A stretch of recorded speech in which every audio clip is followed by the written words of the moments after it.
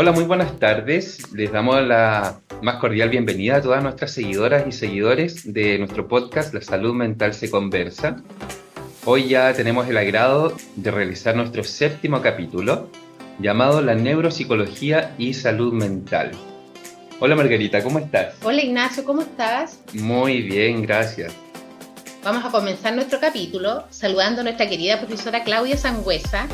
Ella fue nuestra coordinadora de la carrera de Psicología en la modalidad Executive en la sede de Viña del Mar en UDLA. Bueno, ella es profesora de asignaturas tales como Psicología del Desarrollo, Evaluación Psicológica, Neurofisiología, Psicofisiología, entre otras. La profesora Claudia tiene un doctorado en Psicobiología y Neurociencias y en este minuto ella está cursando un magíster en Neuroeducación en la Universidad Complutense de Madrid, en España. Bienvenida, profesora. Para nosotros es un gusto enorme tenerla acá en el podcast.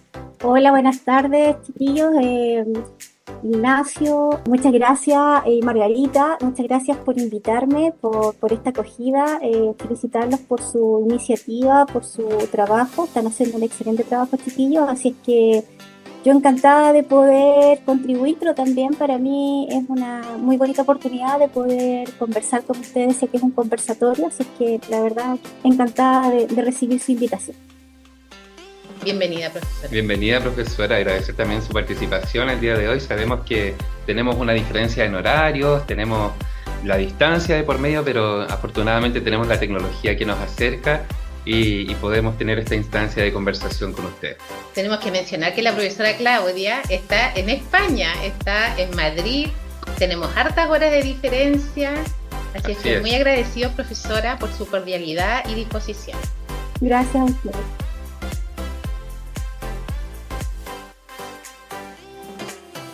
Bueno, profesora, para comenzar y entrando ya en el tema que nos convoca, quisiéramos partir preguntando a usted en qué consiste el entrenamiento cerebral en adultos mayores sin deterioro cognitivo.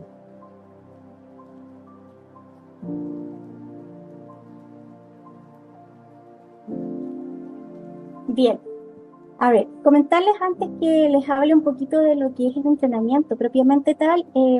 Como les comentaba en las clases, se acuerda que hablamos de un concepto que fue acuñado por Santiago Ramón y Cajal, que es la neuroplasticidad, y cuyo término estuvo dormido por muchos años por falta de método, y que no fue el momento de poder comprobar que existía un elemento súper importante en nuestro cerebro, que es la neuroplasticidad, ¿cierto? Y que en el fondo nos permite la posibilidad de cambios, y que en el fondo es la base, ¿cierto?, del aprendizaje. Si no fuera porque tenemos esta gran habilidad, y bueno, más que habilidad, esta gran cualidad de nuestro cerebro, nosotros no podríamos tener posibilidades de aprendizaje, de cambio, etc. Bueno, entendiendo de que la neuroplasticidad, ¿cierto?, es como una especie de, como dice la palabra, plasticidad, es que hay como una especie de, que no es rígido nuestro cerebro, es un cerebro moldeable, plástico, como la plasticina, ¿sí? Y que en etapas menores, como infantiles, a eso me refiero, tales como en este caso la infancia, pero en etapas sensibles y críticas, es cuando mayormente nosotros tenemos neuroplasticidad en nuestro cerebro, ¿ya? Pero para la buena noticia de nosotros, si bien es cierto, es el momento más clave de donde el aprendizaje se da, pero 1000 por 1000, nosotros nunca perdemos neuroplasticidad. Si bien es cierto, esta va bajando con los años, y obviamente en la etapa de la adultez y adultez mayor es más baja también. Sin embargo, se ha encontrado ya gracias a base de muchos estudios que la neuroplasticidad está presente durante toda nuestra vida. Incluso se ha encontrado de que también hay neuroplasticidad en situaciones tan complejas como las demencias, incluso en el Alzheimer. Entonces, ya teniendo ese antecedente, es bastante en ese sentido manejable para poder hablar de un entrenamiento. O sea, es decir, si tú tienes esa habilidad siempre, puedes entrenar tu cerebro. ¿Y qué quiere decir entrenar? Quiere decir que en el fondo ejercitar es como un poco como un músculo. Si tú al cuerpo, tu músculo no lo ejercitas, ¿qué te pasa? Entonces el cerebro nos pasa lo mismo. Si nosotros tenemos un cerebro dormilón, tenemos un cerebro sedentario, etcétera, nuestro cerebro se va enquilosando y además no va generando, ¿cierto?, nuevas redes, nuevas conexiones, etc. Con el paso de los años, el cerebro se va deteriorando. Se dice que nosotros tenemos un pic hasta los 30 años, 25, 30 años, y de ahí en ese momento nuestro cerebro comienza a descender, ¿cierto? Y en ese descenso, el descenso es único, es decir, hasta los 30 más o menos nuestro cerebro crece de manera homogénea entre las personas, pero luego ya se da de manera más heterogénea según cómo ha sido tu preparación anterior y también tus propios recursos biológicos por los que tú vienes. Pero también va mucho en la parte ambiental. Hay muchos estudios que se hablan de que se ha hecho muchos estudios con ratas, por ejemplo, con ambientes enriquecidos, donde mientras más enriquecido es el ambiente, más favorable, ¿cierto?, es el aprendizaje en esa ratita y mayor estimulación de distintas áreas cerebrales, principalmente las que tienen que ver con el aprendizaje. Entonces, entendiendo toda esta base científica y esta base biológica, nosotros podemos decir que con eso nosotros podemos implementar, ¿cierto?, un tipo de entrenamiento, que es un tipo de ejercitación cerebral, ¿cierto?, que se refiere a poder participar de un programa de entrenamiento, ¿cierto?, y que se ejercitan distintas áreas cognitivas en el cerebro, tales como atención, funciones ejecutivas que son súper importantes, memoria, velocidad de procesamiento, etc. Y razonamiento. Y bueno, y la idea de esto es precisamente poder activar nuestro cerebro. Sobre todo, nunca hay que terminar de activarlo, toda la vida activarlo, pero en estas etapas mayores, donde se dice, no, yo a esta altura no aprendo nada, a esta altura para qué, si ya cada día peor, todo lo contrario, entendiendo de que existe esto, entonces nosotros sí podemos someter a nuestro cerebro a un ejercicio, es como yo hablo un gimnasio, pero un gimnasio cognitivo para poder estimular nuestras neuronas y con eso ayudar a tener una vejez un poco más saludable, de todas maneras. Muchas gracias, profesora. Qué interesante tema, algo que quizás muchos de los estudiantes y quienes nos están escuchando ignoraban en cierto sentido, porque es muy común lo que dice usted, que en el colectivo social se cree que hasta cierta edad existe la neuroplasticidad y que hasta cierta edad se pueden adquirir nuevos aprendizajes, ¿cierto? Entonces esto nos deja bien alentador en realidad lo que usted nos comenta, para efectos de ir generando y creando conciencia en las personas ya pasados los 30 años, de entrenar el cerebro. También, como usted lo mencionaba, la importancia, aparte, para los adultos mayores de mantenerlos en un espacio de bienestar, de que ellos tengan esa posibilidad, ¿cierto? Ya también es un ideal, porque después de transcurrida su vida laboral, ¿cierto?, más activa, como usted nos dice, siempre puede estar activo, pero en definitiva, en una tercera edad, la persona ya, el ideal, después de tanto ajetreo, es que esté en un ambiente acogedor, amoroso, para que esté como más dispuesto en su totalidad a estar abierto a nuevos, quizás nuevos conocimientos, o mantenerse activo sin deterioro cognitivo también. Exactamente. Un poco lo que tú mencionas tiene que ver mucho con la calidad de vida, en realidad. Ojalá pudiéramos todos tener esos espacios de calidad de vida en todos los aspectos, que tiene que ver con, partiendo de las escalas de Maslow, ¿cierto?, que tener protegida todas las bases biológicas, luego de seguridad, de pertenencia, de realización. Si tenemos cubierto eso durante toda nuestra vida, la verdad es que podríamos tener una vejez bastante más alentadora en el fondo. Sí. Alentadora. Y bueno, un poquito agregar lo último, que como les comentaba cuando dije hace un ratito atrás, de que después de los 30 años dependía de nosotros, también va a depender, y es un poco lo que yo también les comentaba en clase. O sea, yo les felicitaba a ustedes, sobre todo los que estaban en Executive, que después de tantos años ustedes retomaron su estudio. Eso es fantástico. Y yo les decía, a lo mejor ustedes lo ven como una carrera, pero esto es más que una carrera. Esto es un entrenamiento cerebral que ustedes están haciendo y que a lo mejor ni siquiera se enteran que están ayudándose a tener un mejor envejecimiento en el fondo.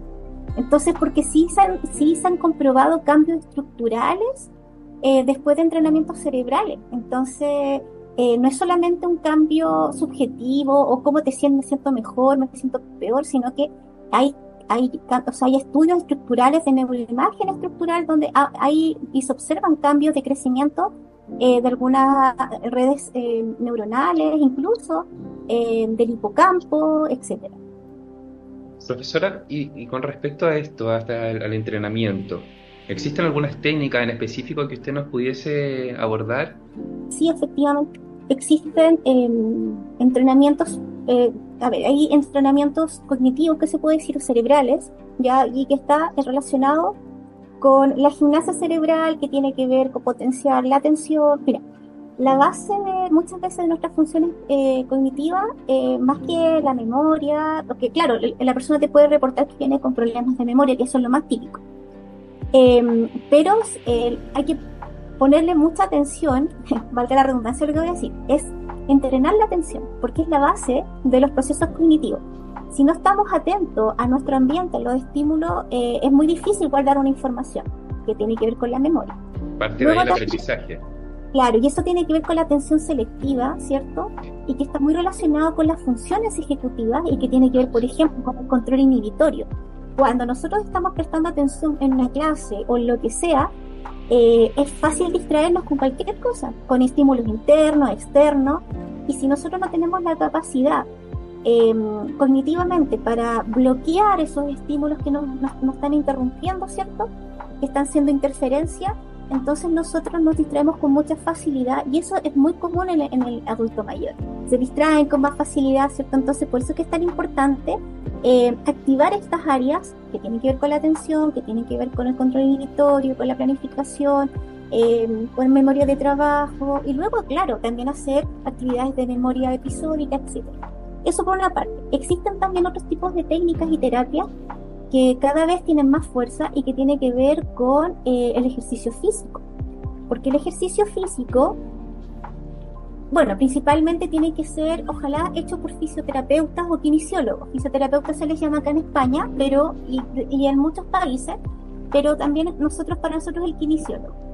Y entonces, ¿por qué? Porque son ejercicios de tipo aeróbicos que muchas veces tienen que estar obviamente con un protocolo destinado para el tipo de persona, para su tipo de salud, etcétera. Tú no puedes ponerle a hacer cualquier ejercicio al adulto mayor. Entonces es importante que haya un protocolo, ¿cierto?, de cómo está su salud y qué tipo de ejercicio puede realizar. Eso por una parte. Lo otro es hacer también caminatas. Eso sí está recomendado prácticamente para todo el mundo, excepto aquellos que realmente no lo pueden hacer. Pero aquellos que medianamente lo pueden hacer, está recomendado caminar entre una hora y media aproximadamente.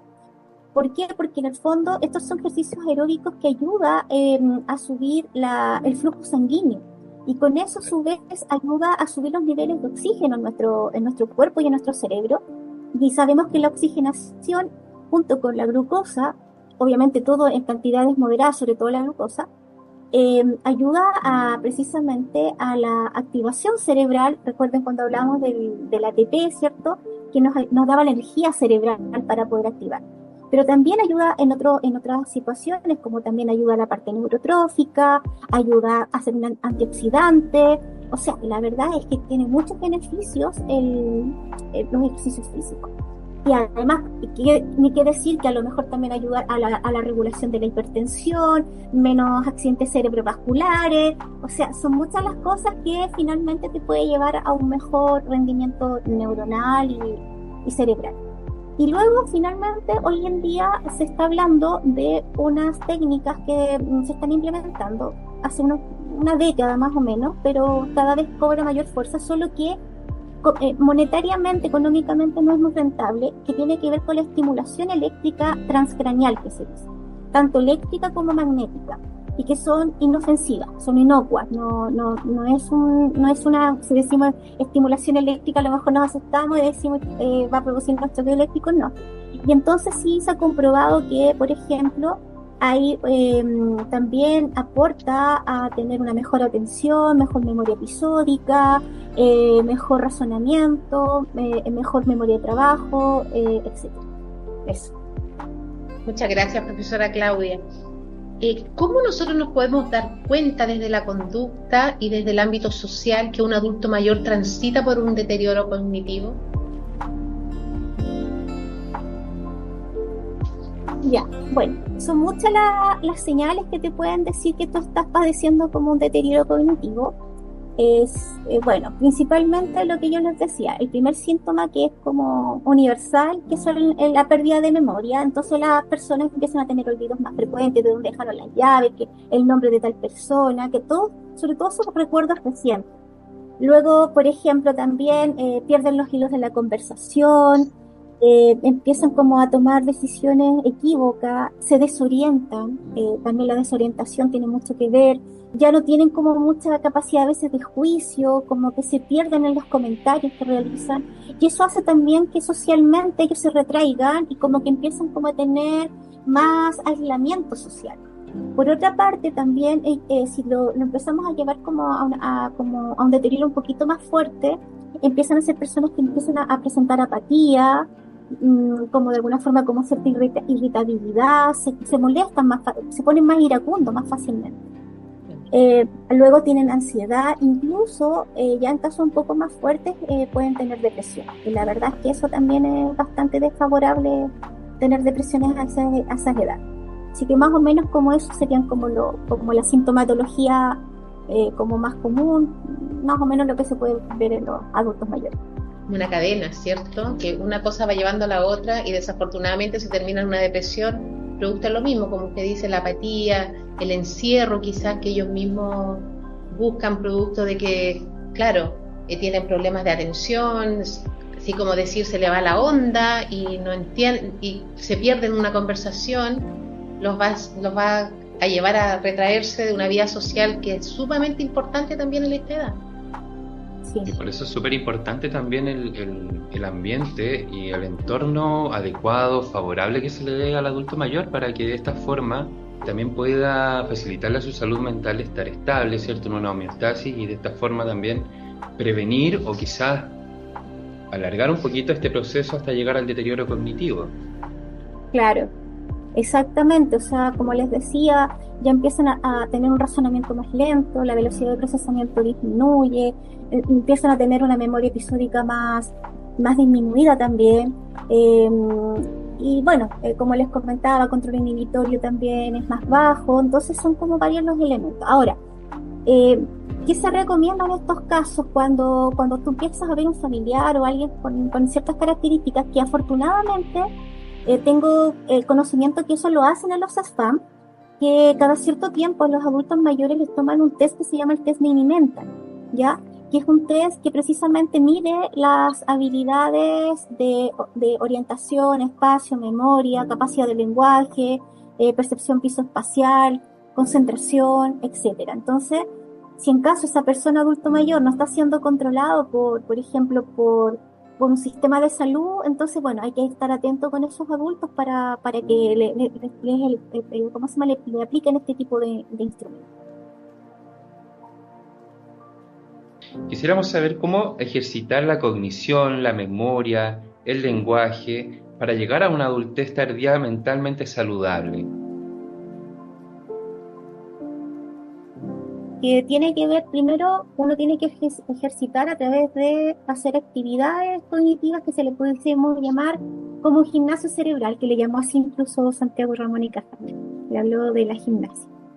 Y en el fondo es entrenar a nivel neurocognitivo y emocional, ¿cierto? Para precisamente activar distintas áreas del cerebro que tienen que ver con estas funciones cognitivas, tales como, por ejemplo, hacer crucigramas, sudoku, puzzles, memorizar algún poema, una canción, sopa de letras, juegos de atención, etc.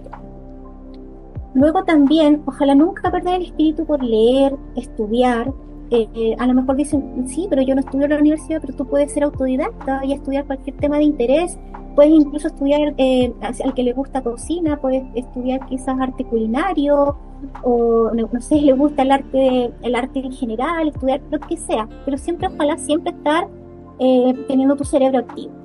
Por otra parte, se recomienda mucho aprender un nuevo idioma. Aquellas personas que son bilingües tienen una tremenda reserva cognitiva. El tener otra lengua, hay una ejercitación bien potente en nuestras neuronas y hay un crecimiento dendrítico importante y un crecimiento, una sinaptogénesis, una neurogénesis, etcétera. Por otra parte, también se recomienda hacer actividades sociales, que las personas compartan, que hagan actividades de ocio, que hagan actividades de conversar. La conversación también es un neuroprotector cuando tú conversas, sobre todo aquellas conversaciones que tienen sentido, ¿cierto? No conversar por conversar, sino que aquellas que tienen sentido. Aunque también compartir, conversar, el contacto con otros es súper importante. Aprender, ojalá, a tocar un instrumento. ¿Qué más? Practicar deporte, actividades aeróbicas, evitar el estrés. Es importante, el estrés también es un tremendo, se podría decir, es muy neurotóxico el estrés. Y tener también saludables hábitos de todo tipo, tanto descansar bien, dormir bien, alimentarse y nutrirse adecuadamente, saludablemente, divertirse, disfrutar la vida, darse un paseo, conectarse con la naturaleza. O sea, son tantas cosas, y si se dan cuenta de todas estas cosas, prácticamente no hay mucho de esto, dinero. Eso lo puedes hacer tú desde casa. Entonces, el que no lo quiere hacer es porque ya definitivamente no quiere hacerlo, pero tampoco yo les estoy hablando de tanto recurso económico. Claro, si vas al teatro, al cine, a lo mejor sí, pero tampoco vas a estar todos los días yendo al teatro, de vez en cuando. Está bien, se puede. Importante, profesora, autogestionar el bienestar. Exactamente. Increíble que está al alcance, o sea, como dice usted, profesora, no es necesario, claro, desembolsar una cantidad de dinero, sino que lo tenemos a la vuelta de la esquina, ir a un parque, socializar con nuestros compañeros o con la familia, tomar un libro, aprender algo nuevo. Son cosas que en realidad están a nuestro alcance, y también lo otro que es muy importante, lo que usted mencionaba con respecto al estrés, o sea, mantener, ojalá, los niveles de cortisol lo más bajito posible, porque sabemos que ya al exceder estos niveles de cortisol empiezan a dañar nuestros tejidos cerebrales, y esto también acarrea un deterioro cognitivo, ¿cierto? Y a cualquier edad, o con mayor razón, usted nos puede comentar ahí, después de los 30 años, como lo mencionaba recién.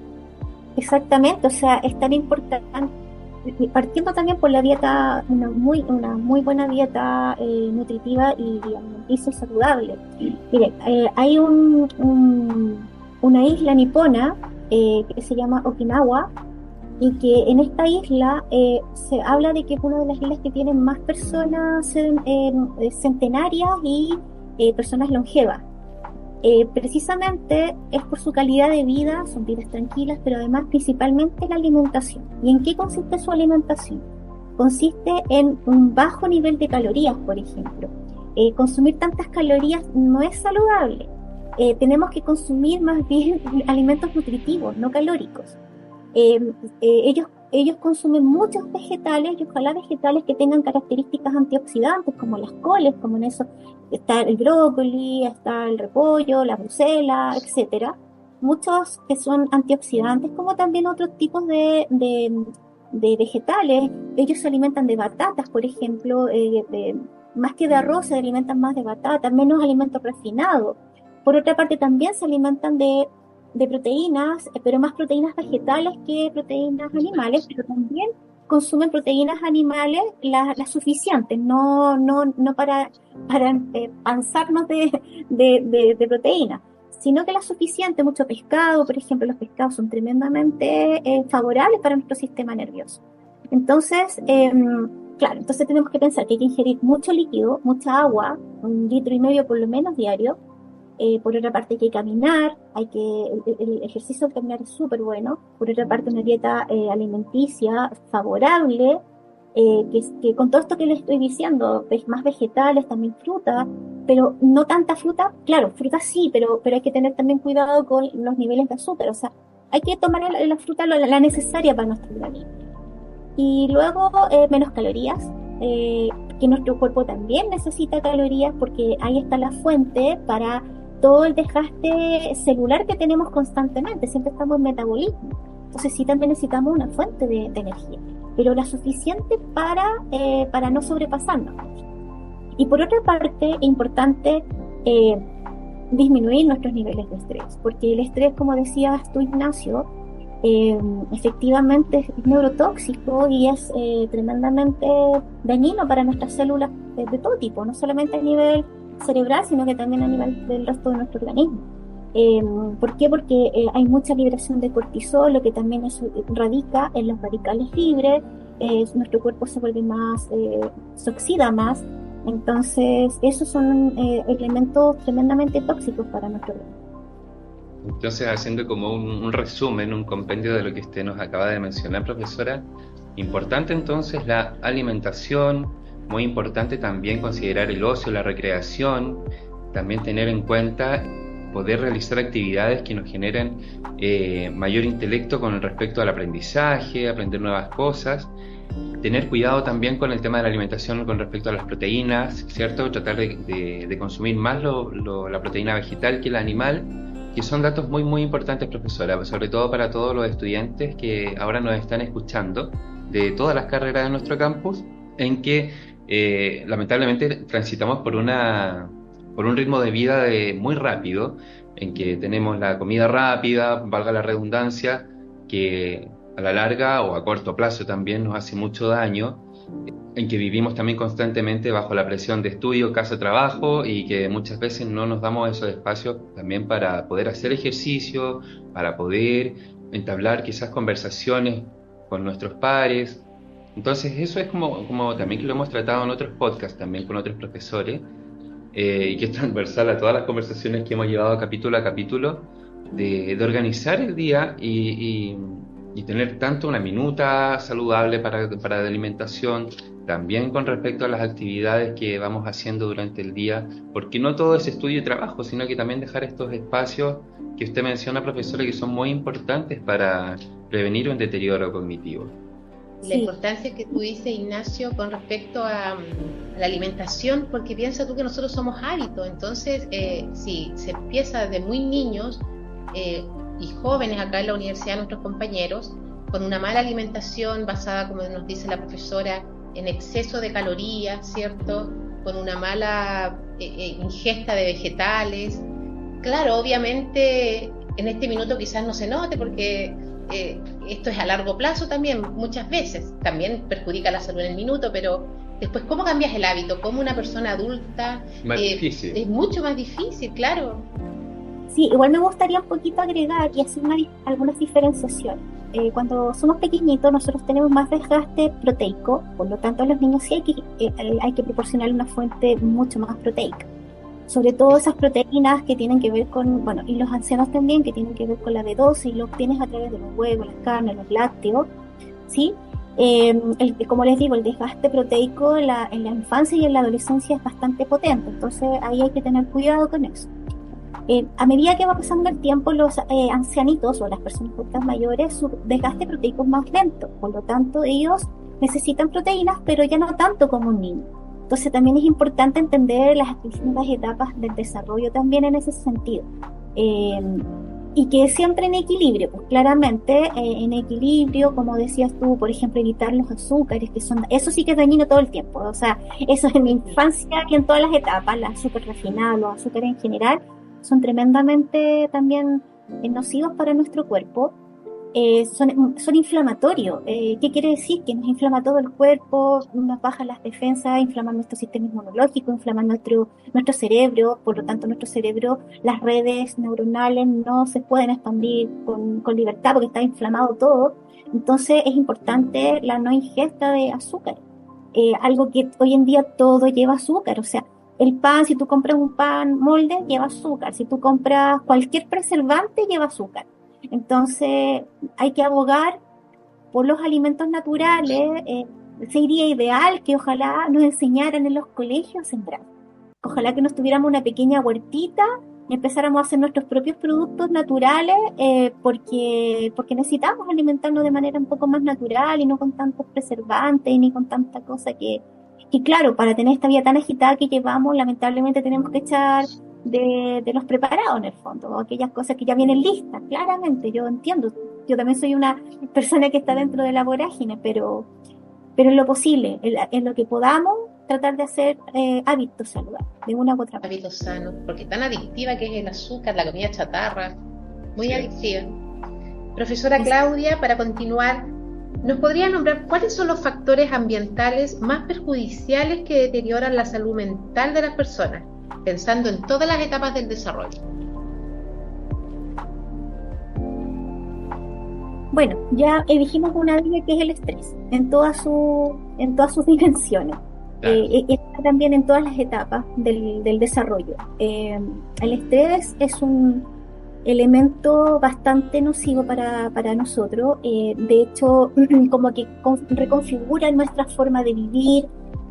Si nosotros, por ejemplo, estamos en ambientes muy hostiles, en ambientes muy violentos, que precisamente la violencia y la agresividad es parte de estos factores que deterioran la salud. El cerebro codifica, recuerden que nosotros tenemos una estructura en el cerebro que se llama la amígdala, y que la amígdala es como el detector de peligro. Entonces, si nuestro cerebro está constantemente codificando que hay peligro porque hay un ambiente hostil, agresivo, entonces empezamos como a estimular la amígdala, y todo órgano que se estimula crece. Entonces tenemos una amígdala más grande, por lo tanto sobre reacciona de manera mucho más fácil. Entonces, el cortisol es más fácil liberarlo. Constantemente esos niños son más reactivos que respondiendo al ambiente, reaccionan simplemente. Niños, adultos, etc. Entonces, uno de los factores ambientales perjudiciales tiene que ver con esto, con la agresividad, con ambientes hostiles, con la negligencia, el abandono. Pensemos que, por ejemplo, los afectos, sobre todo cuando somos pequeñitos, es tan importante que nos acunen, que nos reciban. Está comprobado que el abrazo libera esta hormona que es la oxitocina, y que es un neuroprotector en el fondo.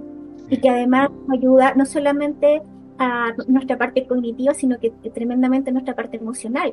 Entonces son niños más sanos en todos los aspectos, y de ahí en adelante. No solamente los niños necesitan abrazo, también los adultos. Entonces, relaciones sin afecto, mala nutrición, como lo dijimos anteriormente. La vida sedentaria también es súper desfavorable.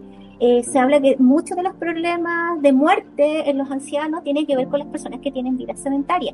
Es decir, personas que más encima no se alimentan bien, no caminan, no hacen ejercicio. Entonces, claro, el cuerpo se deteriora, pero a pasos agigantados. Por otra parte, tenemos el no dormir lo suficiente. El no descansar también trae serios problemas en nuestro sistema nervioso. Y por otra parte también la sobreestimulación. Creemos a veces que mientras más estimulamos a nuestros niños, mejor. Pues no es así. Todo lo contrario. Terminamos creando cerebros estresados, cerebros ansiosos, desenfocados. Por eso es que es tan importante entender las etapas del desarrollo de los niños y qué cosas vamos aplicando o qué estímulos le vamos proporcionando en cada etapa, y con eso poniéndole, así como estilo Montessori, sus estímulos adecuados, pero de a uno, en orden, no así como todo encima. Entonces imagínense hoy en día los niños cómo están, con la liberación de mira, gente, azúcar, o sea, imagínense la sobreestimulación que tienen nuestros cerebros y los niños. Nuestro cerebro, llamarlo cerebro de los niños, lleno de azúcar, lleno de sobreestimulación. Están tremendamente desorientados sus cerebritos. El estrés que está en todo ámbito de nuestras vidas. Salen a la calle, está todo tan estresante para ellos, que en realidad, como usted dice, tratar nosotros en nuestro ámbito familiar, tratar de protegerlo lo más posible. Porque de verdad que ellos son tal como una esponja. Entonces, claro, uno percibe el estrés como adulto, ¿cierto? Va manejando, pero el niño también va sentado en el auto y se va dando cuenta de todo lo que va pasando en el camino. Lo conversábamos también en un podcast, en un capítulo anterior, con la profesora María Francisca Vilches, de esta mirada hacia la niñez, que desde los adultos debiese ser muy responsable, sobre todo en cómo nos referimos a ellos, cómo comprendemos también sus emociones, ¿verdad? Porque hablábamos de este ejemplo de las pataletas que lamentablemente las cataloga así la sociedad, y que muchas veces las apagamos y no dejamos a los niños que sentir, ¿verdad?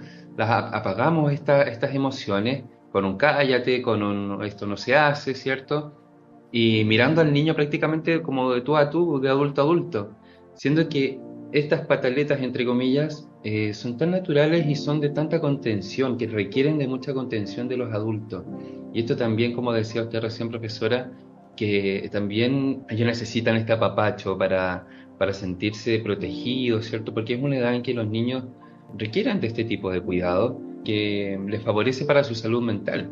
Y así, ¿cierto? Vamos marcando patrones hasta la edad adulta y hasta la adultez tardía. Sí, efectivamente es así. Precisamente yo siempre pienso de que en realidad, ya que tocas el tema de la infancia de esta manera, es ahí donde tenemos que tener toda nuestra atención como sociedad, porque si bien es cierto son chiquititos, son los pequeñitos, pero resulta que los pequeñitos son los futuros adultos. Y si no tenemos infancia saludable, no vamos a tener adultos saludables. Por lo tanto, yo siempre estoy por la prevención más que por el remedio en el fondo. Entonces, yo creo que ahí hay que hacer un trabajo súper importante. Si no entendemos esto como sociedad, y parece que no está el entendimiento, está el conocimiento, pero no está el entendimiento real de entender de que en realidad ahí es donde tenemos que poner toda nuestra atención y nuestra energía en el fondo. Entonces, si a lo mejor, claro, imagínense tantos niños con situaciones sociales tan desfavorables, padres drogadictos, alcohólicos, sin trabajo, etcétera, ¿cómo tú podrías ayudar a ese tipo de población? No queda otra que ponerles más recursos económicos, no queda otra. O sea, si ya los padres no pueden con ello, alguien se tendrá que acercar. Entonces, al final, esto es como una inversión. Si no inviertes, hay que hacer una inversión. A la inversión siempre se ven los resultados a largo plazo. Pero esto del inmediatismo, de cómo sanar ahora, no tiene efecto. Eso es solamente remediar. Y la verdad es que ya, imagínate, un niño con problemas emocionales tan potentes, de todo tipo, lo más probable es que terminen desarrollando algún tipo de trastorno de personalidad y muchos de ellos trastorno de personalidad antisocial. ¿Qué haces tú con un antisocial? Finalmente son los que roban, matan, etcétera. Entonces es complicado porque después empieza, o sea, esto es una cadena dominó al final. No atiendes lo que tienes que atender desde pequeño y esto comienza a girar en la rueda. Ahora, ojo, también hay casos de que a lo mejor esos niños ya vienen con una predisposición hereditaria y genética, que lamentablemente no hay mucho por hacer, porque, o sea, sí hay por hacer, sí, siempre hay por hacer, pero si vienen de padres drogadictos, lo más probable es que ese niño traiga ya algún tipo de adicción en su cuerpo, el alcoholismo, el síndrome de alcohólico fetal, por ejemplo, que ya viene con un problema cognitivo asociado, un problema morfofuncional en el fondo. Entonces, la verdad El trabajo es más complejo. exactamente, pero en la medida que se pueda, tenemos que apostar por una población más sana, aunque sea el 30%, que sea el 40%, no sé, pero hagamos un porcentaje, pues no lo tengamos ahí en el aire, en el fondo. La importancia de la niñez en nuestra sociedad, como dice usted, profesora, es como un mundo ideal el que todos pongamos nuestras fichas, todos nos preocupemos por los niños, por su entorno, por su alimentación, por el regaloneo, por el cuidado, la educación. Dios mío, es todo. Es un todo para formar un adulto saludable, como dice usted. Exactamente, porque no vamos a tener buenos resultados si solamente nos enfocamos en enriquecer quizás nuestro intelecto o solamente enfocarnos en lo emocional. Como dices tú, Margarita, es todo esto un conjunto de cosas que sí o sí tienen que estar para poder llevar una salud mental equilibrada. Exactamente, y no solamente es cierto que nosotros, nuestros hijos, los que papás conscientes, siempre vas a querer tener a tu hijo en las mejores condiciones, le das el amor y le das todo lo que más puedes de él. Pero lamentablemente a veces no tienes el tiempo para dárselo y entonces les das más cosas que tiempo. Eso es importante, no desplazar lo que es básico, lo necesario. El niño necesita sus necesidades fisiológicas cubiertas, pero también sus necesidades de pertenencia y sus necesidades de seguridad autoestima. Y eso lo obtienes a través del afecto. Pero también, ojo, no hay que confundir también esto con los límites. Es decir, un niño necesita límites, porque si no, finalmente terminas creando niños déspotas. Tampoco es la idea. No. Entonces, es importante, claro, el equilibrio, el matiz, donde un niño tiene que recibir todo desde casa o desde alguna parte, donde tiene que entender que tiene derechos y deberes. Hablamos mucho de los derechos de los niños, pero tenemos que también redactar los deberes, porque finalmente ellos son el futuro del mundo. Si ellos no entienden sus deberes, no va a haber mundo el día de mañana. Vamos a tener niños frustrados, niños déspotas, como decía usted, y eso... Hay que criar con amor y disciplina. Exacto. Claro, y con límites, o sea, decir sí, o sea, no, por ejemplo, tal cosa, o yo qué sé. Mira, delante dijo Ignacio algo, ha hablado de las pataletas, y claro, hiciste una muy buena conexión esto de que acoger al niño en las pataletas. Pero, a ver, generalmente los niños generan las pataletas cuando tú le dices que no a algo, entonces el niño genera frustración. No, y no sé qué, y yo. Tú le acoges al niño su pataleta, pero no le haces en el gusto. Entonces el niño Claro. entiende que mi madre está, que mi madre no me abandona, pero el no es no. Entonces entiende de límites en el fondo. Por eso que no hay que mezclar, no hay como decir, ya, para que me deje de que no me moleste más y que me da vergüenza y que no sé qué, no sé cuánto. Y créanme que si resulta, si ustedes, un niño te hace una pataleta o algo, si tú la coges, si tú bajas, si tú te pones a su nivel y te preguntas, te duele mucho, o qué te pasa, o no sé qué, alguna pregunta donde enganches con el niño te lo va a decir y va a seguir llorando, es que yo quiero eso, yo te entiendo que lo quieres, pero no te lo puedo dar, no puede ser en este momento, es importante que lo entienda. Y los niños lo entienden, chiquillos, lo entienden. Así de fácil, aunque pareciera cliché, pero lo entienden. Sí. Es así, o sea, validar la emoción del niño o niña, y de quien sea en realidad, pero exactamente como dice usted, estableciendo los límites. Y qué importante, Ignacio, profesora, los límites, porque nos encontramos muchas veces también en situaciones con adultos que no entienden de límites, y es por lo mismo quizás de pequeños, y es en realidad bastante perjudicial para el bienestar. Como una persona que no respeta los límites es sumamente complicado en el trato, en la convivencia, ¿cierto? Y todo eso viene de la niñez. ¿Y por qué? A ver si se entendió bien el concepto. ¿Por qué creen ustedes que es tan importante la infancia? Bueno, se trabaja mucho, tenemos la neuroplasticidad ahí, pero Claro. a concha, o sea, cuando el momento fulminante, el clímax de nuestra neuroplasticidad está durante la La primera primera niñez, niñez, a los exacto. 7, 8 años, lo importante Exactamente. O sea, es que esto no es algo, no es antojadizo ni es arbitrario. Esto es porque biológicamente estamos configurados de esa manera. Por eso es que es tan importante en la infancia que el niño adquiera mucho de estas de los afectos, de los hábitos, etcétera, etcétera. Decimos, no, son tan pequeñitos que no lo van a entender. Por supuesto que sí. Se supone que hasta los 7 años estamos full, después ya empieza como más lento el asunto. Es el Ya momento después, para ir incorporando todas estas dimensiones que usted nos comenta. a los 7 años tienes que incorporarle muchas cosas, después empiezas como a reforzar cosas que ya incorporaste antes. Entonces, la infancia no hay que descuidarla bajo ningún punto de vista, porque después es mucho más difícil.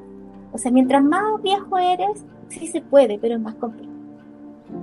A propósito de esta complejidad que se vive en la adultez ya más tardía, profesora, ¿nos podría usted sugerir alguna forma en que el adulto mayor pueda gestionar emocionalmente un diagnóstico de una patología mental? Sí, a ver, en primer lugar, si una persona adulto mayor recibe la noticia de que tiene algún tipo de patología mental, primero se tiene que solicitar apoyo familiar, social y profesional. Eso es lo primero que tiene que recurrir esta persona, es un apoyo, porque solo no va a poder con todo esto. Y si no tuviera en la parte, por ejemplo, hay gente que son solitos, hay personas, adultos mayores que son solos, ¿y qué hacen? Entonces, tienen que recurrir a la parte social y a la parte profesional, sí o sí. Luego, obviamente, esta persona tendrá que ser tratado terapéuticamente, ya sea a través de medicamentos, entrenamientos cerebrales, terapias psicológicas, ocupacionales, kinesiológicas, fonoaudiológicas. O sea, todo esto más o menos en el área profesional. También empezar a esa misma persona, si tiene la conciencia de lo que le está sucediendo, a hacer ejercicio, crucigramas, cálculos mentales, todo lo que yo les mencioné hace un rato atrás con la gimnasia cerebral. Hacer ejercicio, el ejercicio también es otro neuroprotector. Caminar, pero ojalá ya acompañado, porque tampoco sabemos en el grado que tiene el deterioro, por ejemplo.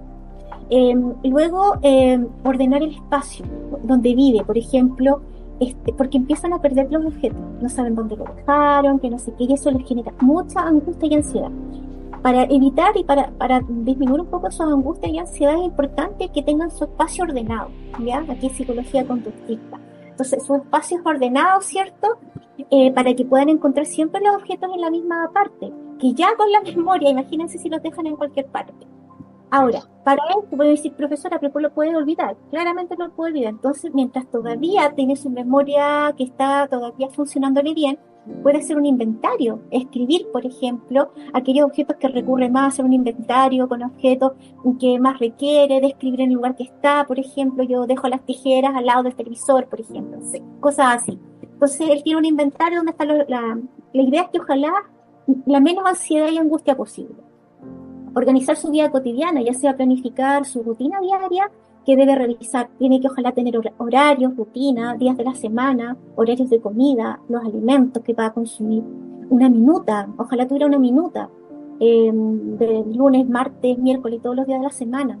Y también escribir sus rutinas, escribir estas rutinas diarias y también otra cosa que suena doloroso, pero va a tener que empezar a hacerlo, escribir los nombres de los objetos. Refrigerador, televisión, cosas que si se lo olvida, lo puede leer. Y eso también le va a ayudar a, insisto, la menos posible angustia. Por otra parte, seguir con lo que les decía, lo de la alimentación sana, nutritiva, beber mucho líquido. Y también, otra cosa que suena también muy dura, lo que les voy a decir, es escribir su voluntad. Porque lo que quiere, porque ya después va a olvidar. Y sus voluntades, todo lo que quiere, que no sé, si quiere dejar alguna herencia, si quiere que hagan tal o cual cosa con esa persona, si a lo mejor dicen, yo no quiero ser una carga para ustedes, hijos, vayan a dejarme a una residencia, no se preocupen, no sé, cualquier voluntad que él tenga, que la empiece como a escribir, a legalizar, etc.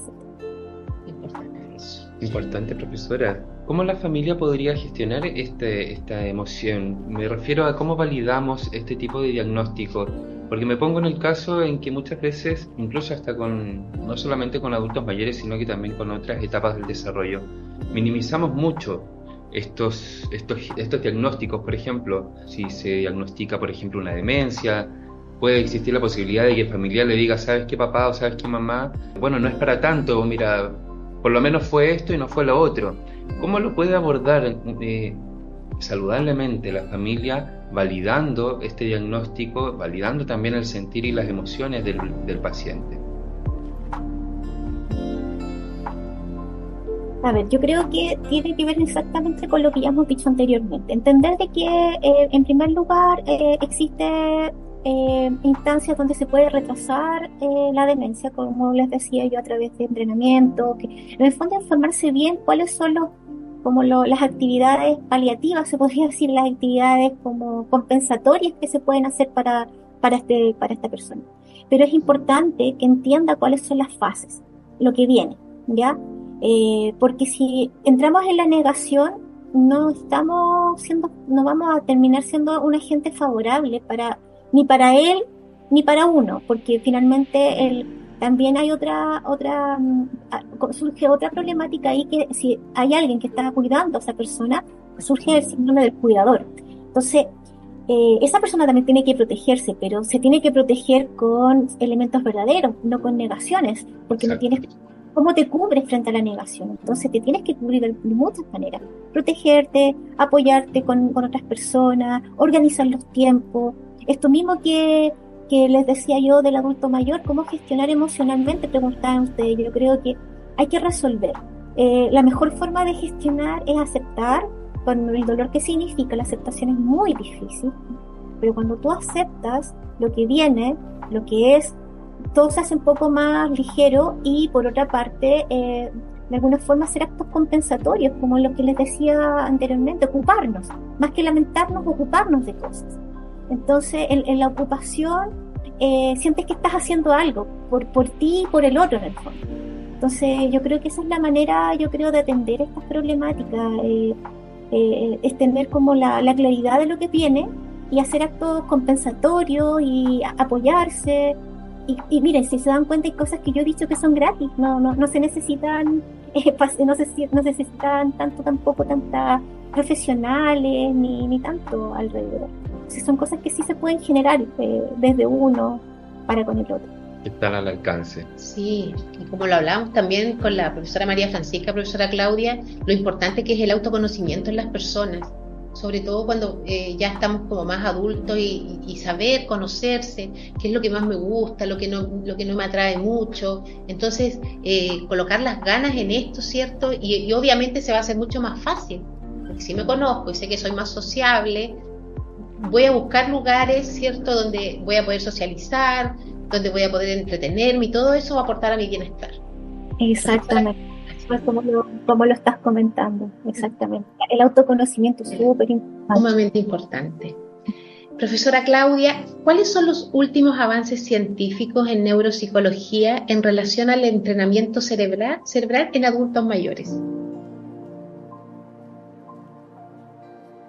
El entrenamiento cerebral en todas sus dimensiones, en atención, velocidad de procesamiento, funciones ejecutivas especialmente, ejercicio físico, y también les hablé de esto último, de la estimulación eléctrica y magnética transcraneal, que son técnicas inofensivas, pero son caras, por lo tanto no es alcanzable a todo el mundo, pero sí se ha visto efectos favorables tanto en personas que tienen Alzheimer, por ejemplo, como personas con deterioro asociado a la edad.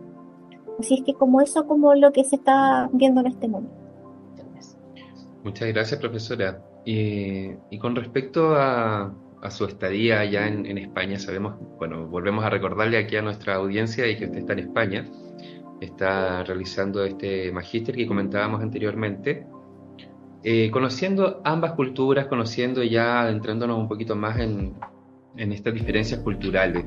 ¿Cómo percibe usted la diferencia entre Chile y España respecto al abordaje de la salud mental en el ámbito clínico de los adultos mayores, profesora? A ver, por empezar, España es un país más envejecido que en Chile. Por lo tanto, eso significa que hay mayor calidad de vida acá, en muchos aspectos. Uno de ellos, por ejemplo, tiene que ver con los recursos económicos que le proporciona España a su gente.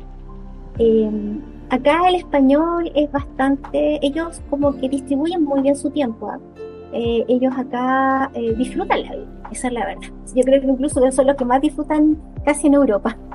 Ellos saben disfrutar, es decir, ellos trabajan, son bastante productivos, pero sus momentos de distensión, de ocio, lo hacen y lo hacen muy bien.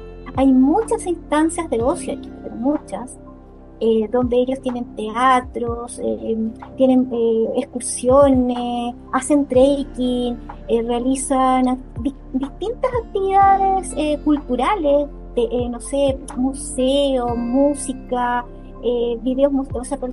conciertos, musicales, o sea, etcétera. Tienen muchas instancias. Pero por otra parte, acá es la cultura de la terraza.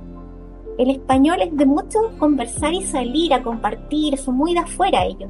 A diferencia de nosotros, que somos como culturas más encerradas en nuestras casas, y como que incluso nos enseñaban cuando pequeñitos que salir no estaba bien, que las señoritas no salen a la calle, y todas esas cosas que nos decían nuestras madres, pero que esto aquí no se ve. Acá está bien visto salir, está muy bien visto compartir, jugar, interactuar entre nosotros. Todos esos factores son factores neuroprotectores. Por otra parte, tienen la famosa dieta mediterránea, que es a base de mucha verdura, mucha legumbre. Ellos consumen muchas legumbres, muchos productos del mar, mucho pescado. Su dieta principal es el pescado, a pesar de que también ustedes me van a hablar de la pata ibérica. Claramente también ellos tienen la famosa pata ibérica y todo lo que tiene que ver con los embutidos. Y tienen, claro, ahí el cerdo es el rey de España, el cerdo. Claro. Pero aún así ellos por otra parte consumen mucho aceite de oliva, y el aceite de oliva sabemos que es muy saludable y tiene muchos nutrientes muy favorables. Se hablaba antiguamente del oro verde. Entonces precisamente tienen una cultura alimenticia mejor que la nuestra.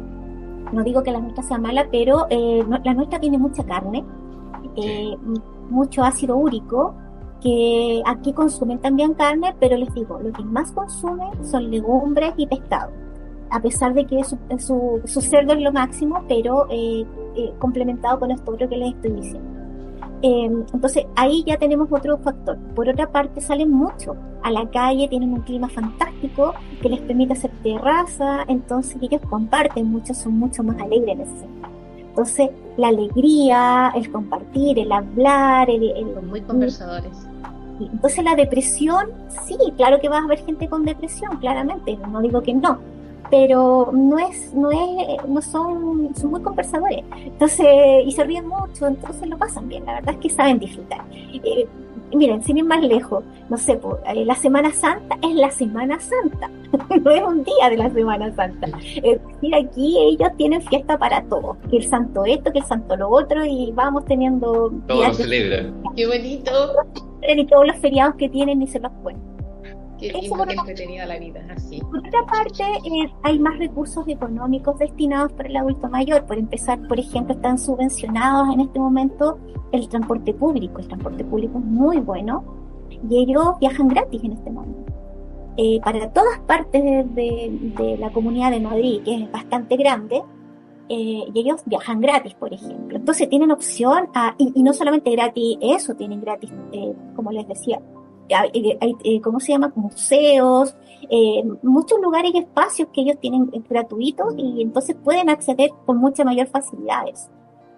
Por otra parte, existen también programas, ¿cierto? Que de alguna forma España le ha destinado programas más en geriatría, en esto de, por ejemplo, no sé, recursos destinados al ámbito de ¿cómo se llama? De una integración de la salud primaria mucho más expedita, un tratamiento más precoz de los problemas de salud mental.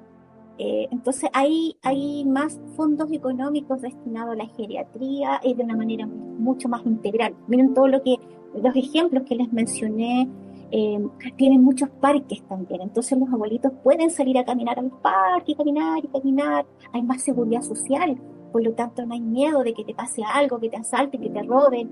Tantas cosas que son desfavorables en nuestro país, lamentablemente. Exactamente. ¿Qué tal es allá en el sistema público? Sí, exactamente. También te iba a comentar eso. También la salud, en ese sentido, la salud está más cubierta, en ese sentido acá, con problemas de ese tipo. O sea, hay más atención. Ahora, ojo. Está bien, aquí se habla de la seguridad social. Aquí hay una salud pública bastante buena, pero también piensen ustedes que incluso nosotros allí tenemos que lo compartimos con las ISAPRE. Acá es la salud pública y uno que otro seguro privado. A la gente no le gusta mucho utilizar los seguros privados porque la salud pública es buena. El problema también, precisamente como todo el mundo se atiende en este sistema, no hay horas. También empezamos con los problemas de las horas. No es que no haya recursos, lo que pasa es que es mucha la población que se atiende. Sin embargo, los abuelitos están cubiertos y les dan, como les digo, programas que están destinados a su salud mental. Igual, también existen sus problemáticas acá, como por ejemplo, como ha aumentado tanto la población mayor, de hecho hay más población mayor que la natalidad. También hay un momento de que, por ejemplo, los adultos mayores igual también están solos. Hay muchos abuelitos solos, por ejemplo. Eso es una problemática, porque ¿quién los recibe? Entonces, también, a partir de eso se han elaborado muchas residencias para adultos mayores, pero muchísimas. Entonces, claro, al final, muchos adultos mayores finalmente terminan en estas residencias. Algunas son caras y otras son, algunas que también son por el gobierno. Miren, aquí hay un sistema de que, bueno, la residencia no es claramente las que son pagadas y que son caras, bastante mejor la atención tienen esas personas, pero aquellas personas que no tienen el recurso para irse a una residencia cara, ellos tienen una pensión. Pongámosle que tienen una pensión de 600 euros, 700 euros, y obviamente la residencia es mucho más cara. Lo que hace aquí el Estado es que les cubre lo restante. Es decir, pongámosle que una residencia sale 1.500 euros, entonces el Estado le pone 800 euros, por ejemplo. Entonces, al menos aparte se subvenciona. Y claro, en este caso, esta persona tendría que estar con su sueldo entero, esa su pensión entera, y más luego el Estado le cubre, pero no sería la mejor pensión, o sea, la mejor residencia. Por una parte es eso. Entonces, claro, también ves, como te digo, muchos abuelitos solos, igual son bastante más independientes, mucho más independientes. Claro, por esa parte quizá a lo mejor socialmente están cubiertos, pero también falta esa parte más afectiva que tiene que ver con la familia. Importante muchas veces es la acogida familiar, esto del apoyo familiar, que al abuelito no hay que para todo, todos vamos para allá, todos vamos para la vejez, Preocuparse. y son etapas bien sensibles del ser humano y muy vulnerables además. Entonces también tenemos que comprender que nuestra juventud es transitoria, eh, y que nadie queremos envejecer en calidades paupérrimas, ni solos ni paupérrimos. Entonces también tenemos que generar la conciencia de que no estamos para hacer semilla. Entonces, esa es la ley de la vida. En este momento todavía somos jóvenes, pero vamos en decadencia después de los 30. Entonces, esto va así. Por eso es importante también, me imagino, sobre todo allá, generar redes de apoyo. O sea, socializar, tener amistades, y de todas las edades, cosa que, claro, como dice usted, carecen mucho de esta red familiar directa, ¿cierto?, para sus cuidados. Que bueno también la importancia que dice la profesora Claudia, que son buenos conversadores, porque claro, después cuando ya están en una edad como más avanzada, me imagino yo pensionados, y se reencuentran con sus pares, ¿cierto?, con personas de la misma edad en las residencias, tienen mucho más adquirido el hábito de la conversación, de sentarse quizás ahí en una terracita de la pensión, claro, y les gusta la compañía, el conversar, el comerse algo. Importante desarrollar el hábito del convivir, de relacionamiento. Así es. Sí, exactamente. Y es un neuroprotectora. Sí. Profesora Claudia, ¿de qué manera como sociedad podríamos avanzar para lograr mayores estándares en temas de salud mental?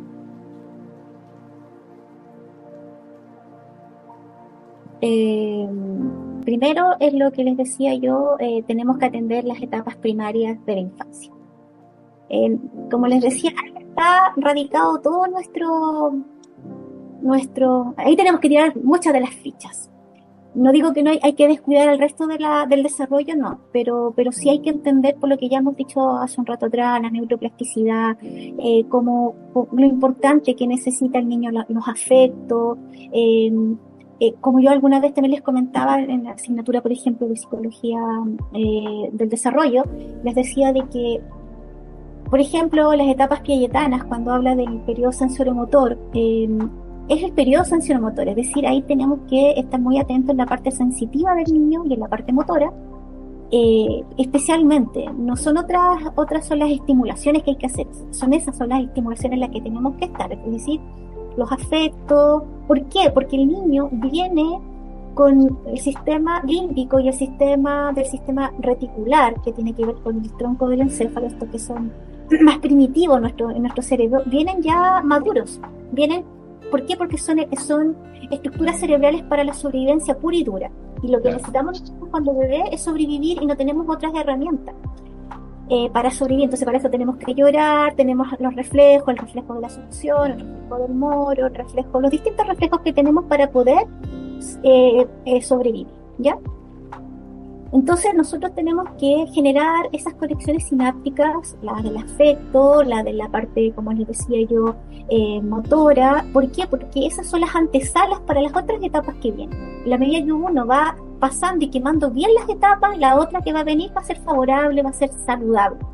Eso es lo que tenemos que optar, hacer saludable cada etapa de nuestra vida, con lo que trae, con lo que viene. No acelerarnos, no hay que acelerar a los niños, ni preocuparnos que mi niño habla, que el otro estudio no habla. Sí, no caer en las comparaciones. Sí, hay que estar atento, obviamente, a la evolución de aquellas cosas, hitos, que el caminar tiene que ser hasta el año y medio aproximadamente. Si el niño no camina, bueno, ahí vamos a ver qué está pasando.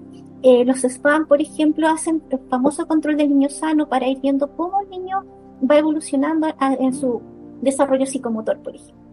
Entonces, es importante, como les decía,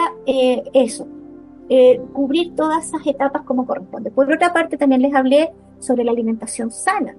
La alimentación sana es como cuerpo sano, mente sana. Así va esto. Claro, entonces, como les decía, más rica en vegetales, vitaminas, vegetales, verduras, en este caso fruta, proteína, menos calorías, carbohidratos saludables. También trabajar las emociones, como les decía, de etapas tempranas, la empatía. Cuando ya los niños entran en los infantiles, en el jardín infantil, etcétera, es importante transmitir a los niños el trabajo en grupo, colaboración grupal.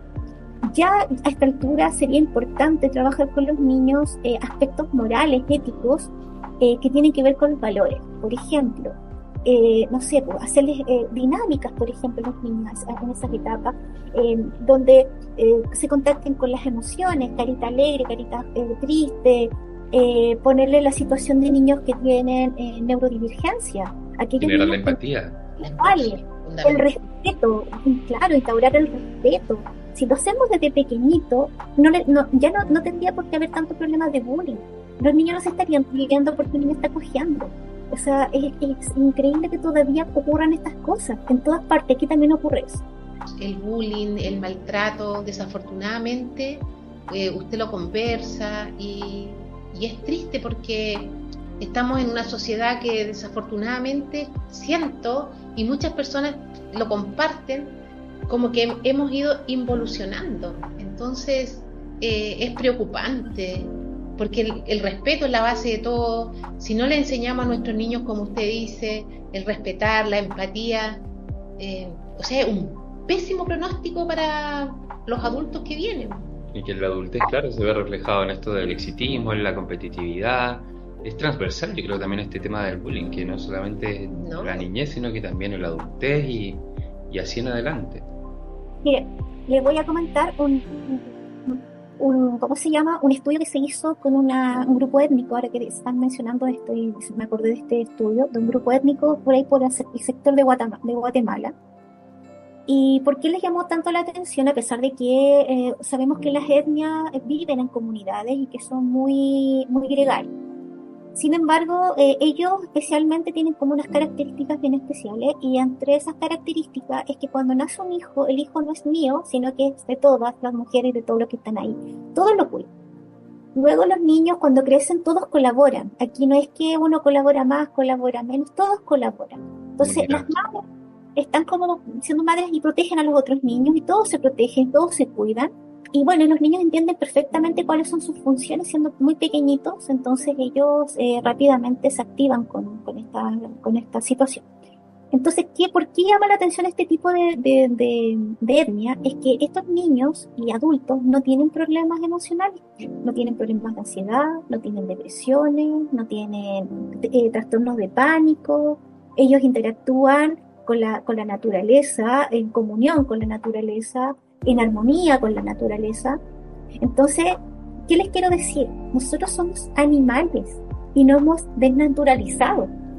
Estamos viviendo como que, claro, decimos, no, nosotros somos seres civilizados y vivimos en edificios y no sé qué. Pues no, lamentablemente nuestro organismo nos está diciendo, tenemos estrés, tenemos trastornos de pánico, tenemos angustia. ¿De dónde viene, profesora? De ahí viene, porque nos desnaturalizamos. No entendemos que somos seres gregarios y que lamentablemente este sistema occidental, moderno, capitalista, nos ha llevado a vivir en reductos, de manera aislada del otro. Y resulta que nosotros como especie humana evolucionamos gracias a nuestra comunión con otros, porque nosotros no estábamos dotados físicamente como el león, como el tigre, como todas estas fieras. No estábamos dotados de esa manera. Lo único que teníamos realmente dotados eran otros aspectos que tenían que ver con vivir en civilización o vivir con otros, y que en conjunto nos podíamos proteger. Entonces, si no entendemos que es como que la unión hace la fuerza, no son palabras clichés, tiene que ver con esto, tiene Toda que ver... razón. Y todo esto, claro, en suma va también, lamentablemente, dándole paso a este deterioro cerebral que comentamos durante este podcast. Y a propósito de eso, profesora, ¿cuáles son las patologías asociadas a este deterioro cerebral más frecuentes en la adultez mayor, producto de todo lo que hemos hablado? Bueno, las patologías más comunes a nivel cognitivo sabemos que es el Alzheimer, la demencia y cualquier enfermedad derivada de las hipertensiones y problemas vasculares, ¿cierto? Precisamente producto de la mala alimentación muchas veces, por no dormir bien. Se ha comprobado de que aquellas personas que tienen, por ejemplo, el ritmo circadiano lo tienen más distorsionado producto del trabajo, aquellas personas que tienen que hacer turnos, por ejemplo, o que tienen que las azafatas, yo qué sé, que y como que pierden la noción del tiempo, son personas más propensas a sufrir problemas cardíacos, infartos y cosas de ese tipo. Entonces, los problemas cognitivos también pueden ser asociados por ejemplo, a un accidente cerebrovascular, por ejemplo.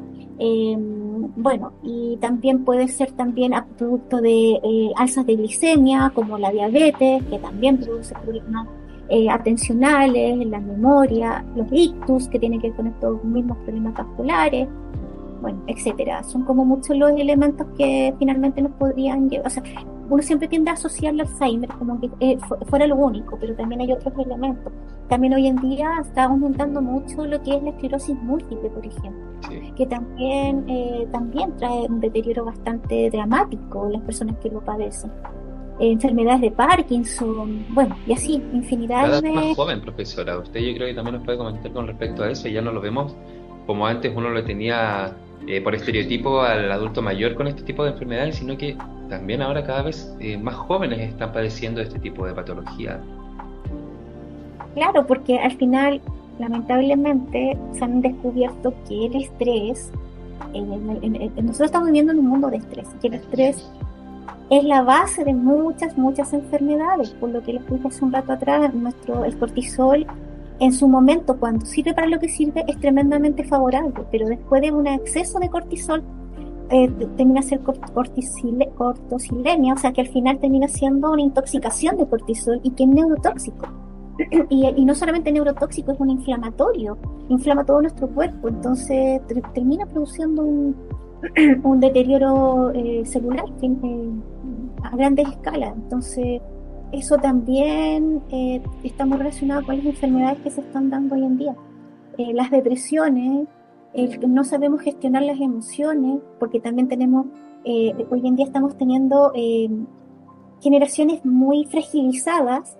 Tenemos, ¿cómo se llama? Generaciones muy, como se le llama hoy en día a los niños cristales, se le están llamando, porque precisamente no están resistiendo la presión de la vida en sí. No es la presión social ni la presión de que tienes que apurarte ya, sino que la vida en sí trae lo suyo, tenemos que resolver problemas, y entonces si no tienes la capacidad para tu fortaleza, entonces te quiebras con poquito, con muy poquito, no resistes nada.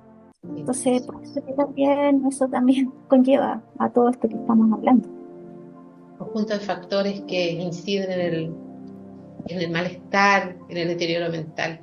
Profesora Claudia, ¿cuál es la importancia desde la academia abordar temas relacionados al bienestar integral y de salud mental?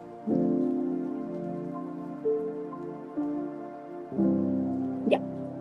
A ver, no solamente en términos conceptuales es importante abordar, ya pues es importante, por ejemplo, como les decía hace un rato atrás, ojalá incorporar elementos valóricos, éticos, que sacaron el famoso, ¿cómo se llama? La educación cívica, por ejemplo, eso de cómo comportarte en un espacio público, el respeto, todo esto que tiene tanta importancia, la convivencia, en el fondo.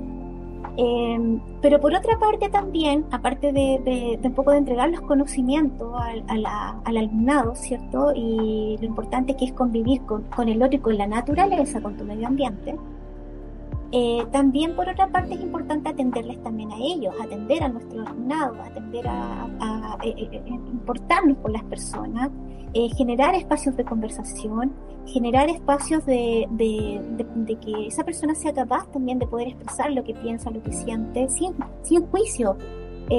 Todos estamos aquí en aprendizaje. O sea, no solamente tú vas a aprender a la universidad ni vas a aprender al colegio. La vida es un aprendizaje. Y así como alguna vez me dijo un maestro, en el aprendizaje no hay error. A ver, que sí a lo mejor no es bueno transgredirse hacia el otro, que puedes dañar al otro, pero también tienes el derecho a equivocarte y decir, bueno, lo siento, me equivoqué, y ser capaz también de decir que lo siente. Entonces eso te hace humano, te enriquece, te engrandece. No sé, yo creo que tiene que ver también en la convivencia de los valores. Y si vamos perdiendo esto que tiene que ver con la ética, la moral, los valores, entonces nos deshumanizamos, no importa el otro, no importamos, somos invisibles en el fondo, todos somos invisibles.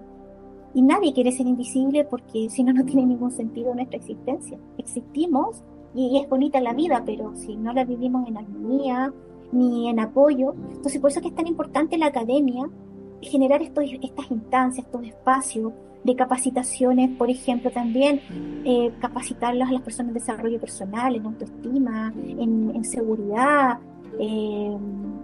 y también abrir espacios, foros donde las personas sean capaces de expresar y expresar que no es lo mismo porque claro, muchas veces caemos en debates, pero en debates descalificatorios. No hay que descalificar, no es necesario, podemos hablar de un tema, pero no es necesario descalificar. Que a lo mejor no estoy de acuerdo contigo, claro que sí, porque tendríamos que estar de acuerdo, Exacto. pero no por eso te descalifico tu opinión. Y lo otro que es súper importante también es, además de escuchar a los conocimientos que se entregan en la academia, es también llevarlos a la práctica, porque tenemos que ser conscientes también de que los conocimientos que vamos adquiriendo de otras personas hay que llevarlos a la práctica.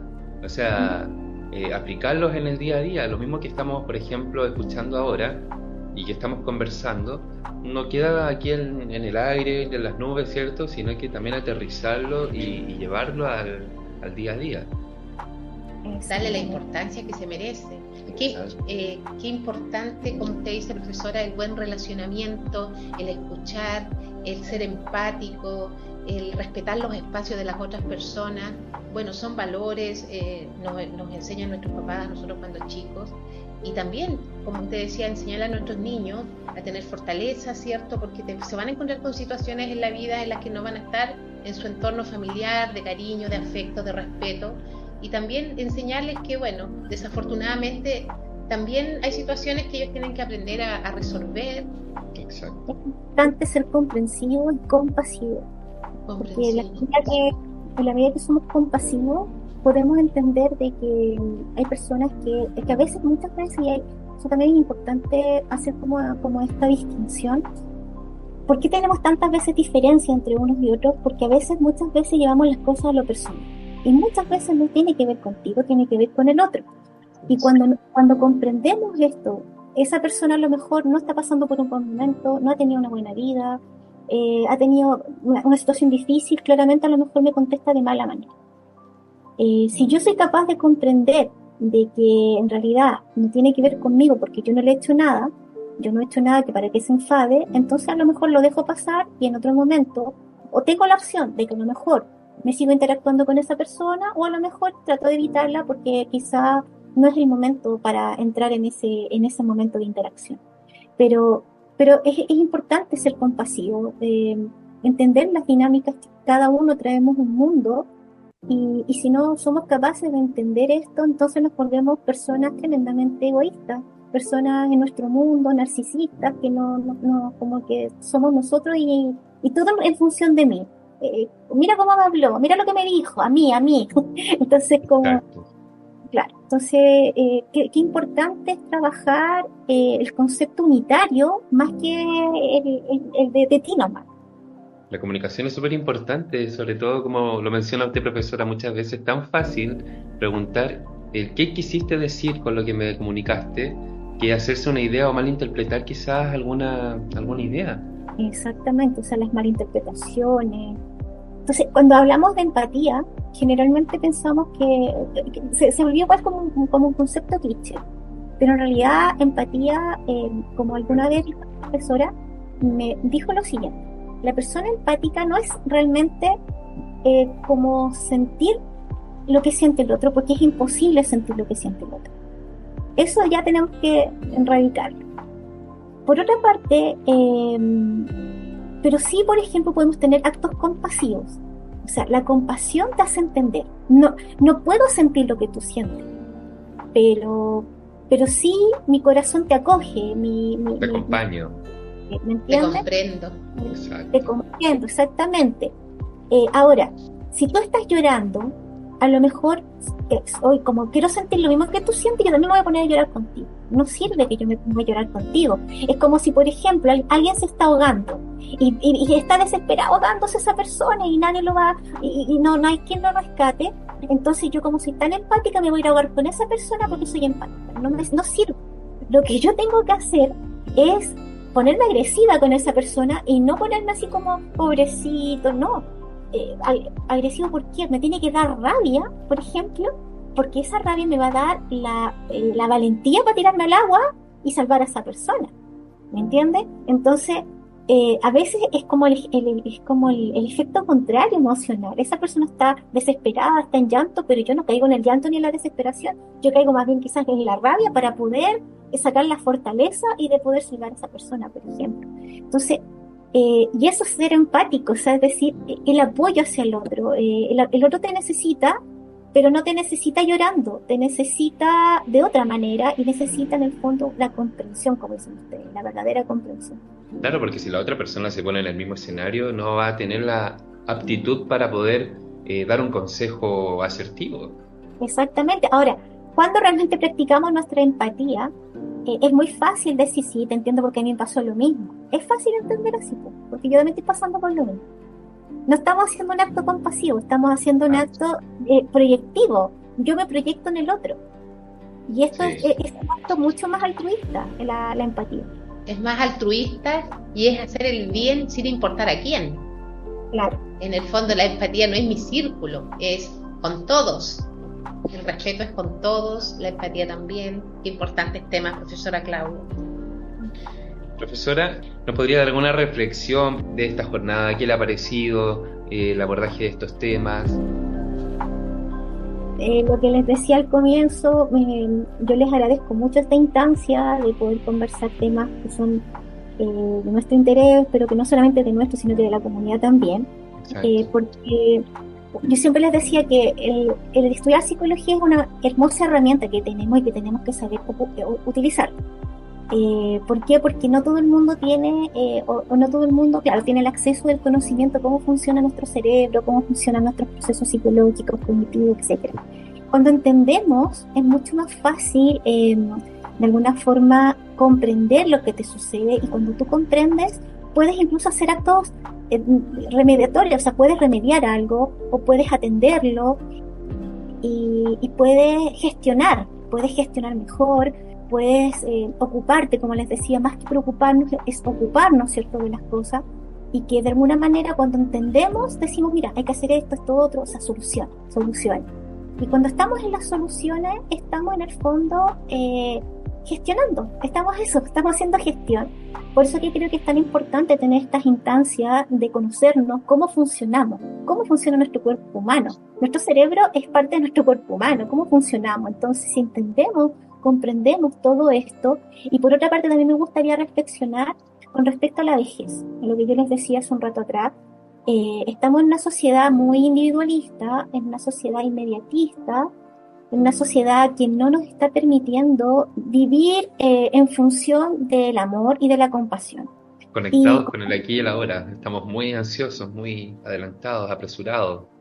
Sí, no, y créanme que más encima está comprobado que nuestro cerebro, cognitivamente, nosotros no podemos procesar más de 2 tareas simultáneas así como tan in situ, o multitareas in situ.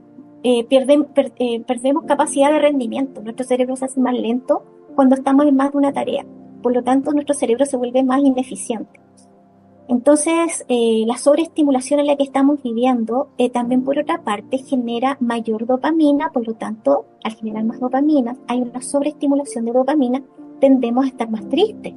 Nuestra salud mental está mermando producto de eso. Creemos que vamos mejor y no vamos mejor con la sobreestimulación. Entonces, el inmediatismo nos está llevando a la pena, nos está llevando a la depresión, por ejemplo. Mucha frustración, profesora. Mucha frustración. Cosificamos la vida, creemos que todo está en las cosas y no entendemos que la riqueza está en nosotros.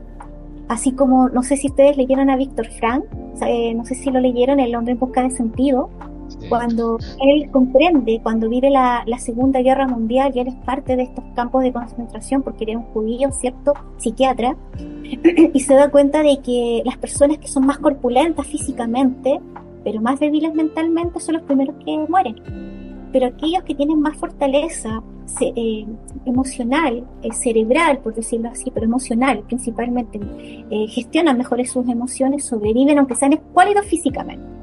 Entonces, ¿qué quiere decir esto? Y él también comprende que en realidad te pueden quitar todo, pero lo único que no te pueden quitar son tus pensamientos. Te pueden quitar a tu familia, te pueden quitar la vida, te pueden quitar la ropa, te pueden quitar todo. Pero lo que yo pienso, nadie me lo puede quitar. Por lo tanto, qué importante es, de alguna forma, es importante construir pensamientos, construir vida, una vida en experiencia, una vida enriquecida en experiencia contigo y con otros, y para eso se necesita un proceso lento. Esto no va así, esto no va como mi bella genio que da un pestañazo y todo está ok. Esto no va así. ¿Que nos gustaría? Sí, pero para efectos concretos eso no tiene ningún asidero. Por lo tanto, tenemos que entender que la vida tiene sus procesos y como todo proceso tiene su tiempo. Por eso que es tan importante cultivar la paciencia, porque la paciencia es la madre de toda la ciencia. O sea, esta sí. El viejo dicho, pero sí, muy pero cierto. Bueno, es importante eso, profesora, lo que usted nos menciona, y además también el hacernos responsable de gestionar nuestra vida, de salir un poquito de nuestra zona de confort y tomar las riendas de nuestras vidas para poder llevar a cabo toda esta información que en realidad hemos abordado durante el capítulo de hoy. Y todo a su tiempo. Y todo a su tiempo, como dice la profesora, la paciencia, calmando ansiedades. Así es. Junto con ello, profesora, darles nuestros agradecimientos por haber participado el día de hoy en nuestro podcast, en nuestro 7º capítulo. Es un honor para nosotros tenerla como invitada y también viendo estas nuevas posibilidades también, porque como estamos a distancia, tuvimos que ahí adaptarnos un poquito y adecuarnos a la tecnología para poder estar más cerca. Así que muchas gracias, profesora, por compartir sus conocimientos. Es un agrado haber sido también un estudiante, un alumno suyo, y ahora tenerla aquí nuevamente en nuestro podcast. Muchas gracias, estoy feliz de tenerla, ver que está muy bien, que nos cuente de España. Qué lindo, de verdad estoy muy contenta, estoy emocionada. Qué linda la Margarita. Bueno, ustedes saben que son alumnos que siempre los recuerdo con mucho cariño, a ustedes y a su curso. Bueno, en general yo me he quedado con mucho cariño con la universidad, con UDA, y la verdad es que me alegra muchísimo esto que ustedes están haciendo. Es una linda posibilidad de llegar a mucha gente. Y bueno, felicitarlos nuevamente, sigan con esto, lo hacen muy bien. Además creo que también van a aprender muchísimo, se van a nutrir muchísimo de esto, y esto también es una gran y bonita oportunidad para ustedes también. Sí. Así disfrútenla, aprovechenla como lo están haciendo y sigan implementándola, desarrollándola, que va a ser muy muy favorable para en todos los ámbitos. Muchas gracias, profesora Claudia. Muchas gracias, profesora Claudia, y así también nos despedimos de todas nuestras seguidoras y seguidores de La Salud Mental se Conversa, y los esperamos, por supuesto, en nuestro 8º capítulo, que próximamente ya va a estar en Spotify y YouTube, y les damos la despedida a la profesora. Que esté muy bien, nos vemos en el próximo capítulo. Chao, Margarita. Hasta luego, Ignacio, muchas gracias. Hasta luego, profesora Claudia. Que esté muy bien. Hasta luego, chicos, nos vemos.